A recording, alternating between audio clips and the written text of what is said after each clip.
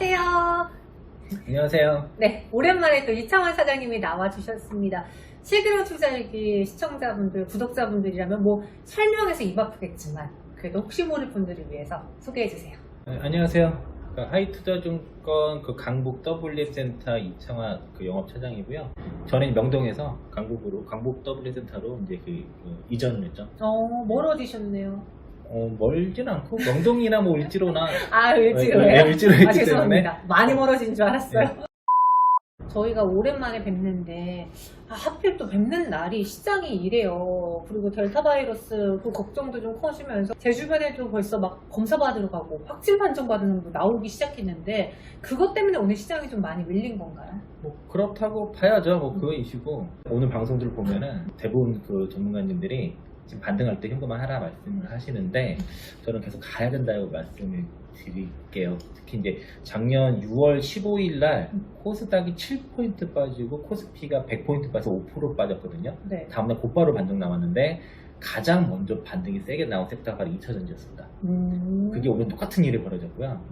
중국 시장도 오늘 마이너스 1에서 상승 전환되는데 2차전지 소재 업체들이 강하게 돌아가면서 그리고 반등이 나왔고, 그러니까 우리 시장 약간 그런 상태라고 보시면 되고요. 그러니까 주도주가 먼저 오는 거고 수급이 대놓고 지금 그쪽을 미는데 어제 이제 정부에서 이제 40조 투자 지원 정책 얘기가 나왔었는데 네. 거기에 대놓고 소재 업체들 밀어줬습니다. 거기에 양극재, 뭐 전고체 배터리, 반고체부터 해서 뭐 리튬 이온부터 얘기가 나왔고 실리콘 국재 그 얘기 나왔는데 아쉬운 거는 이제 동박이라든가 장비 이런 얘기는 없었기 때문에 상대적으로 그쪽 섹터가 오늘 좀 더 올랐던 거라고 좀 보시면 되고요. 일단 주저주가 먼저 움직였기 때문에 시장 너무 겁낼 필요는 없고, 그리고 3172 포워드 PR 11배거든요. 네. 그러니까 그게 강력한 지지라인 될 가능성이 상당히 높고, 연초에 3200선이 대략 포워드 PR 15배, 15.5배 정도였는데 지금 12배가 안 되거든요. 11배 수준이라고 하면은 아직 충분히 저평가됐고 내년 실적이 아직은 우리나라 대표 기업들의 주가에 반영되지 않았다는 측면에서는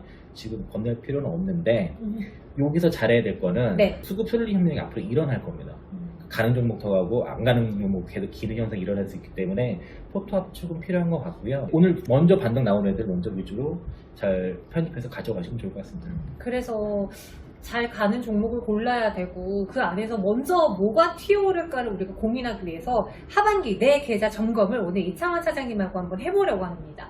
특히 하반기 기대했던 게 컨택트주들, 소비주들이었잖아요. 그래서 지난번에 막 오를 때 담으신 분들이 많은데 어때요? 최근에 좀 쉬어가고 있거든요. 델타 바이러스 때문에. 소비주는 제가 작년에 올해 연초부터 준비했던 게 소비주라고 말씀을 좀 드렸었고요. 네. 그때 드렸던 게 2월 9일 방송에 뉴트리, 신세계 인터내셔널, 신세계 3개 드렸는데 뉴트리가 사상체육과 간다고 예고를 했었죠. 그래서 사상체육과 갔습니다. 네. 그리고 신세계 인터내셔널, 신세계도 대략 한 27에서 고가 대비해서 33% 정도 올라왔고 뉴트리도 거의 60% 가까이 올라왔는데 이제 밸류 부담이 있는 거예요. 얘네 올라왔기 때문에. 그러니까 구조적인 성장주가 아니라 고속도 소비 관련된 종목들을 이제 말씀드렸던 건데 제가 한 20% 정도 저점들이 올라오니까 방송에 추천이 많이 나오더라고요. 맞아요. 그때부터 전 분할 차익을 좀 들어가기 시작을 했었고요. 그래서 대부분의 소비 종목들을 다 차익을 하고 없는 상태라고 보시면 되고 일부 좀 있긴 하지만 네. 많이 줄인 상태예요. 소비 섹터는 비중이 필라우던스도 비중이 제가 거의 30% 가까이 있었는데 지금 5%까지 비중을 많이 줄인 상태입니다. 그러니까 델타변이 딱 그거 처음 나오자마자 59,000원대에서 계속 비중을 줄여서 지금은 일부만 가지고 있는 상태고, 골프 쪽에서는 훌라만한 게 없기 때문에 버리기는 할 거는 거예요. 또 빠지면 다시 좀 재매수를 할 관점에서 가지고 있고, 네. 일단 소비주들이 지금 싸지 않습니다. 되게 중요해요. 그러니까 지금은 구조적으로 성장하는 기업에 투자를 하든지 네. 아니면 밸류가 싼 종목을 하든지 그쪽으로 포트를 잡으면 좋을 것 같고, 전반적인 소비 섹터들은 밸류에이션 부담이 있는 상태고, 그리고 델타 바이러스로 인해서 조정을 받았고요. 코로나 확진자수 급증하고 있지 않습니까? 뭐 현대백화점 무역센터점 폐쇄하고 하니까 조정을 받았지만은 지금은 이제 그쪽 섹터가 좀 돌아가는 상황은 아니기 때문에 네. 저는 포트 교체 필요하다라고 좀 보고 있고요. 소비주 내에서도 밸류에이션 매력 있는 종목은 담아도 되지만은 이것을 잘 골라야 된다는 거죠. 밸류를 보면서 우리가 다시 포트 재조정이 필요하다라고 했잖아요. 소비주 매도하고 반도체주 사는 건 어때요? 오늘 또 삼성전자 반도체는 제가 예상하는 게 시점이 8월 중순경 반등 예상을 하거든요. 네. 아니면 하반기. 그러니까 그거 삼성전자 하이닉스 얘기를 하게 되면은 일단 삼성전자 2분기 어닝 서프라이즈 나왔는데도 주가 못 갔잖아요. 그리고 아마 3분기 earnings 서프라이즈 나와도 주가 못 갈 거예요. 이유는 올해 실적은 일단 주가에 반영이 된 거예요. 삼성전자 컨센서스가 대략 한 48조에서 50조 정도 영업이익을 올해 예상을 하는데 네. 지금 시가총액이 470조에서 480조 이 정도 되거든요. 그게 8만 원 언저리란 말이죠. 전후인데 그러면은 48조에 곱하기 영업이익 배수 10배 하면은 480조 나오거든요. 그러니까 8만 원이 지금 적정 주가인 거죠. 그러니까 전후에서 왔다 갔다 당분간을 할 거고 네. 내년이 관건인데 내년에 가장 부정적으로 보는 애널이 이제 하이투자증권 성명사 애널이 가장 부정적으로 보고 아, 그래요? 네, 하지만 시장 컨센서스가 대략 60조 정도 나오거든요. 그러면은 아까 곱하기 10배 하면은 얼마야? 시가총액 600조. 600조면 10만 원이거든요. 10만 원 정도. 그러니까 내년 실적에 반영되는 시점, 그러니까 SK 하이닉스랑 삼성전자의 실적이 주가 녹아나는 시점, 그러니까 내년 실적 반영 시점이 하반기에는 올 거라는 거예요. 그러니까 올해 아무리 실적이 잘 내봤자 네. 이미 주가가 다 녹아있다고 이렇게 판단하시면 됩니다. 저는 이게 하반기에는 반영이 되기 시작할 줄 알았는데 네. 안 되고 있습니다. 계속 아직도. 늦춰지고 네, 있어요. 계속 늦춰지고 있는 상황이고 뭐 얘기가 많죠. 뭐 언택트 수요가 줄어들고 하는데 지금 다시 또 코로나 확진자 수 늘어나는데 이 수요들 어떻게 할 거냐. 그리고 중요한 거는 삼성전자가 분기 영업이익 그 비메모리 쪽에서 1조를 목표로 한다고 가이던스를 준 적이 있었어요. 근데 그게 지금 3분기 때부터 본격적으로 나오고 만약에 4분기에 1조가 찍히기 시작하면은 네. 그러니까 시스템 반도 쪽에서 삼성전자 영업이익 1조가 찍히는 순간 밸류가 달라집니다. 네, 그때부터는 치고 갈 거예요. 그러면은 따라 붙어야 돼요. 다른 것보다 영업이익 그 시스템 반도 쪽에서 1조 나온다. 그럼 무조건 붙어야 돼요. 제 개인적인 관점이라서 뭐 그렇긴 한데 아무도 얘기 안 하지만 저는 일단 저도 그렇게 처음 들어봤어요. 네. 그렇게 말씀을 좀 드릴게요. 하이닉스는 10배까지 안 주는 것 같아요. 8배 정도 보면은 올해 실적도 반영이 안 된 게 하이닉스라고 지금 생각이 들어서 많이 못 갔죠. 네, 사실 올해 실적만 반영해도 15만 원은 가야 되는데 그것도 안 됐다고 하면은 너무 저평가됐다고 보면은 네. 삼성전자 움직이고 할 때 같이 하반기 근데 생각해 보니까 작년에도 11월부터 삼성전자 하이닉스 움직였어요. 그렇죠. 그때도 그 올해 실적을 주가에 녹여 놨는데 8만 원이 어느 정도 적정 주가였는데 개인들이 따라 붙으면서 9만 원대 가고 오버슈팅이 나와버렸던 거예요. 그러니까 비싸 버리니까 차익이 나왔던 거고 그리고 그게 적정 주가가 밀린 거죠. 제 관점은 그런 거예요. 내년 실적이 반영되기 시점이 10월 달이 됐든 11월 달이 됐든 간에 그 반영된 시점에서는 우리 시장의 마지막 상승 피날레는 삼성전자 하이닉스 가능성이 높다.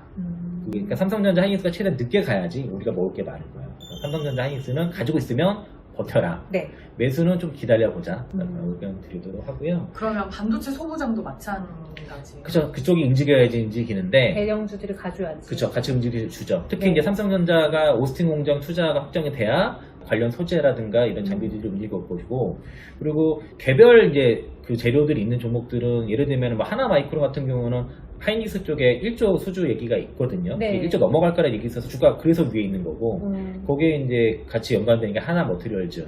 그리고 소재 쪽에서는 보면은 요즘은 반도체 공정에 가스가 많이 써요. 그러니까 시각 공정에 가스가 많이 쓰는 게 더 네. 정밀하게 할 수 있거든요. 물보다는 더. 이제 가스는 고압과 고열이 들어가다 보니까 기존의 실리콘으로는 다 깨집니다. 다 아. 손상이 되고 하는데 그래서 나온 게 실리콘 카바이드예요.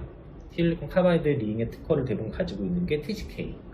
TCK 주가가 그래서 좋았던 건데 소송 패소 후보 얘기 나오면서 주가 빠졌다가 지금 다시 20만 원대 회복이 나온 흐름도 있고 여기에 후발주자가 하나 머티리얼즈 그리고 TCK가 소송을 하고 있는 게 KNJ. 그러니까 얘네가 TCK가 특허로 다 막았다 보니까 다른 업체들이 뭔가 진입하려면은 다 소송 걸고 하는데 거기 이제 관련주가 KNJ, 뭐 예스트 이런 애들이 있는데 실제 실적에 나오는 애들은 TCK 하나 머티리얼즈 이 정도라고 좀 보시고요. 네.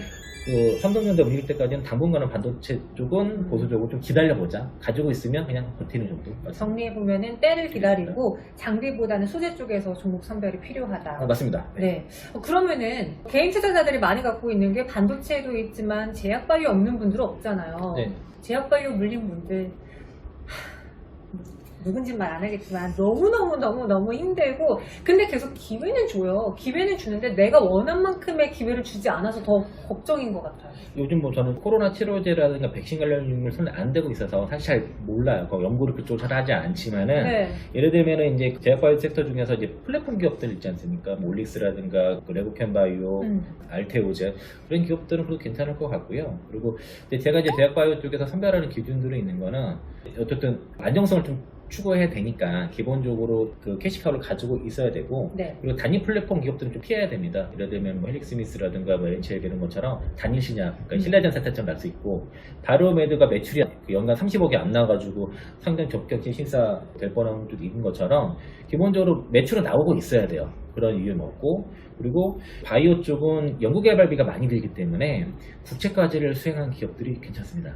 국책과제를 통해서 연구를 하는 기업들은 정부 지원을 받고 그만큼 또 기술력도 인정을 받았기 때문에 네. 첫 번째 조건은 국책과제 수행 경험 있는지 여부, 하고 있는지 여부가 중요하고 기본적인 캐시하고 있을지 여부, 이거는 이제 안정성 문제도 있을 거고요.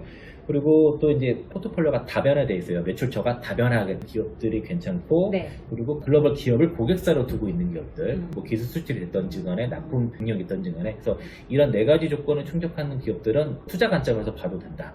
라고 일단 하고요. 그리고 코로나 관련 종목들은 좀 트레이딩으로 좀 관점에서만 좀 접근해 보시고. 아니, 들어보니까 지금 제약바이오를 갖고 계신 분들 물론 뭐 플랫폼 쪽을 보는 것도 있고 뭐 신약 과정 보고 계신 분들도 있지만 가장 많은 분들이 다들 코로나19 관련주를 담고 있거든요. 뭐 CMO라던가 아니면 백신, 치료제 그런 기업들을 많이 갖고 있는데 차장님은 그쪽은 안 보시나 봐요. 네, 아예 안 해요. 그쪽을 아예 하지 않고 네. 고객이 워낙 많기 때문에 관리하는 계좌가 막 400개를 육박을 하거든요.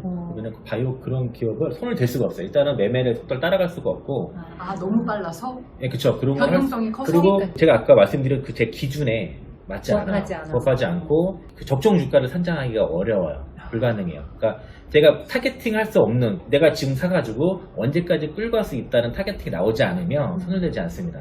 아까 제약바이오를 그 접근하는 방법이 예전과는 좀 많이 달라진 점은 그런 부분이 있고요. 그리고 최대한 검증을 많이 해요. 재무적이라든가 그리고 그 회사 그리고 제약바이오 투자할 때는 그냥 단순히 그런 시세만 보는 게 아니라 실제 그 업체라든가 이런 탐방도 필요하고 네. 관계자 정보도 필요하기 때문에 좀 그런 철저한 분석을 나름대로 좀 해야지 접근할 수 있을 거고요.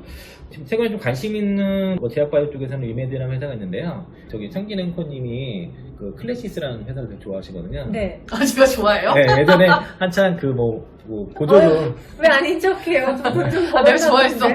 네, 좋아하셨다는데 네. 클래시스 주가 되게 좋거든요, 그죠? 그리고 파마 리서치 같은 경우도 좋아요. 그런 이제 그 리메드라는 회사가 그 체외 충격파를 하는데 쿨톤이라고 네. 이제 그건 코어 근육을 강화해주는 그런 체외 충격파 그 장비를 이제 그 짐머랑 엘러건을 통해서 유럽 시장에 진출을 지금 성공을 했는데요. 유럽 쪽에 인증을 받았어요. 시인증을 받았는데 이게 이제 엘러건 쪽에서 하반기 수주 가능성이 있어서 이게 터지면 좀 주가 움직임이 좀 괜찮을 수 있으니까 리메드라는 회사 좀 관심 있게 보시고 하나만 더 보면 그 요실금 치료기기를 동사가 이제 식약처 승인을 받았는데 이거는 다른 업체랑 달리 하이탈을 안 해도 돼요.